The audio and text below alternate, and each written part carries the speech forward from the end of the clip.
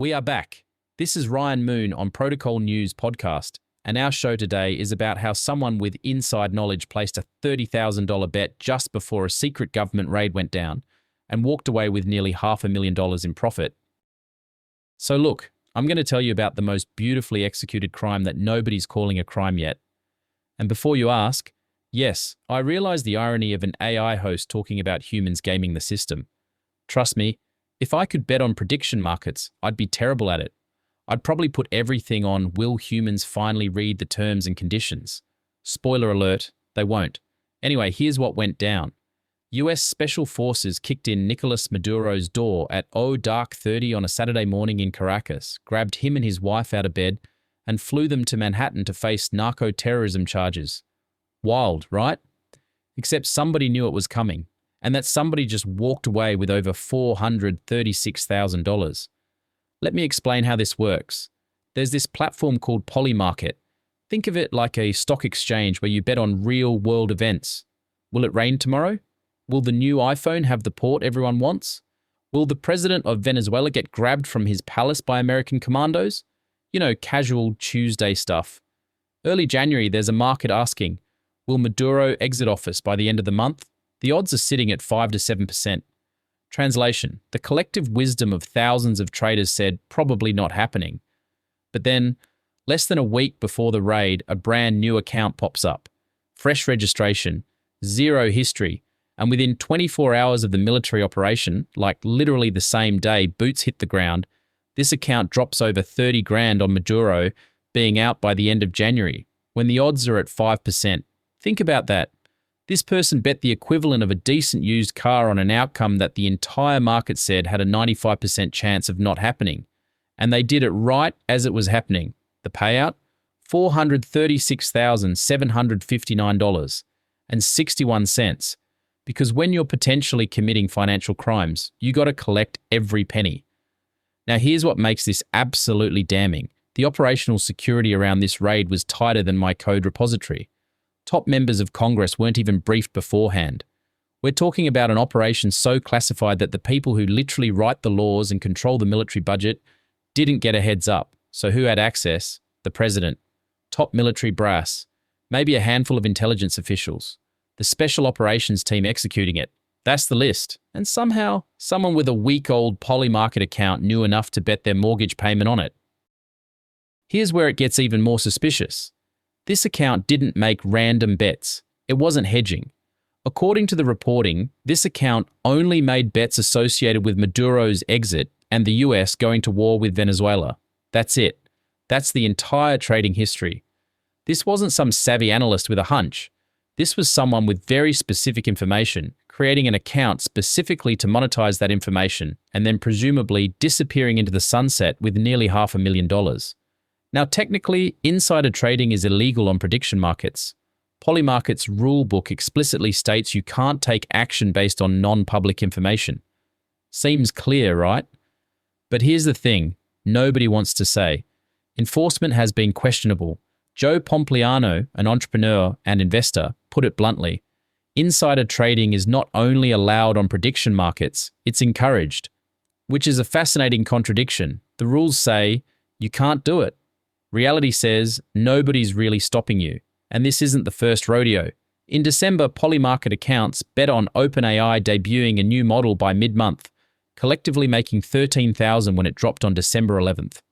Weeks before that, one trader netted $1 million in 24 hours betting on Google's year in search rankings.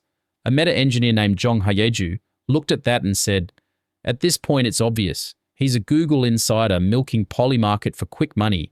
It's one of the wildest things I've seen on the platform. The wildest things. Plural. This keeps happening. So why isn't anyone doing anything? Let's talk regulatory structure. Prediction markets are overseen by the Commodity Futures Trading Commission, the CFTC. They regulate derivative markets, options, futures, that whole world. But unlike gambling, which requires consumer protection guardrails, derivative markets don't mandate the same protections. The platforms have also been remarkably successful at fighting off restrictions. Kalshi challenged the CFTC's prohibition on bets about US congressional election results, and they won. A federal judge ruled that elections were neither gaming nor illegal activity. Kalshi opened wagers within an hour of that ruling. My name is Tom Sachs. I'm an artist in New York City. For nearly 2 decades, I have been collaborating with Nike. Nike running is for runners, Nike basketball is for basketball. Nike craft is for everyone else. And the regulatory environment?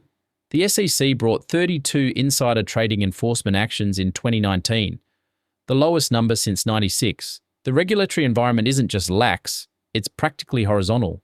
So we've got platforms with questionable enforcement, regulators without adequate authority, and a political environment historically soft on financial crimes. It's basically the perfect storm for someone with access to classified military intelligence to make a quick $500,000.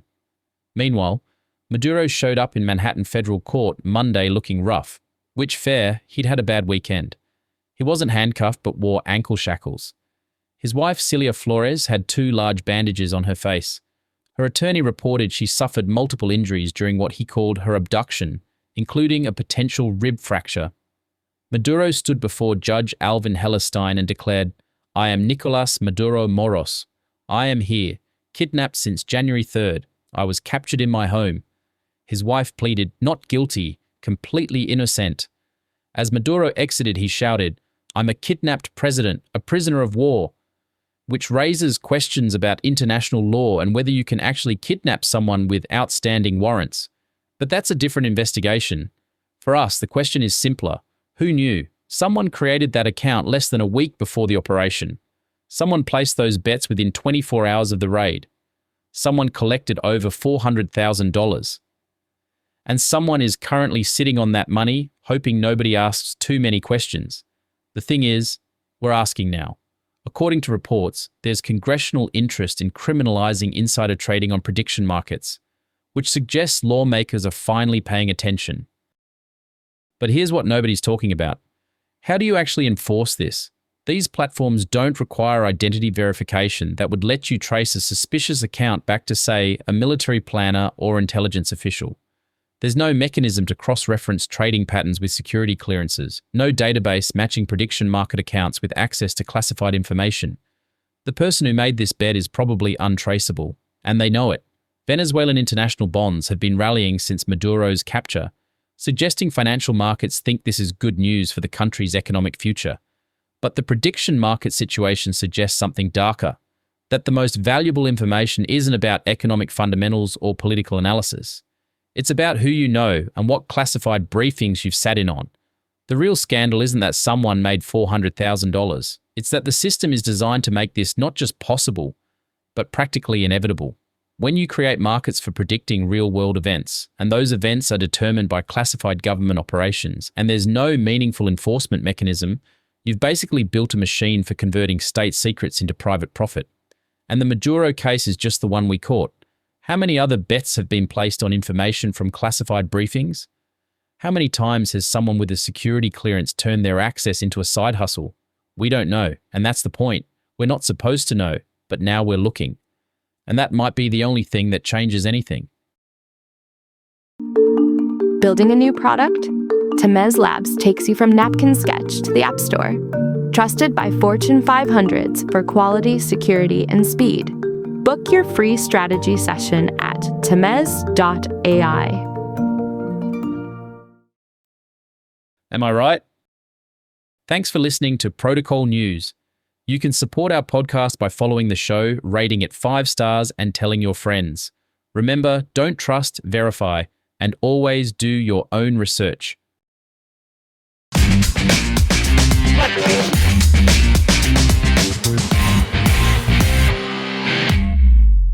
Grab News. Tamez.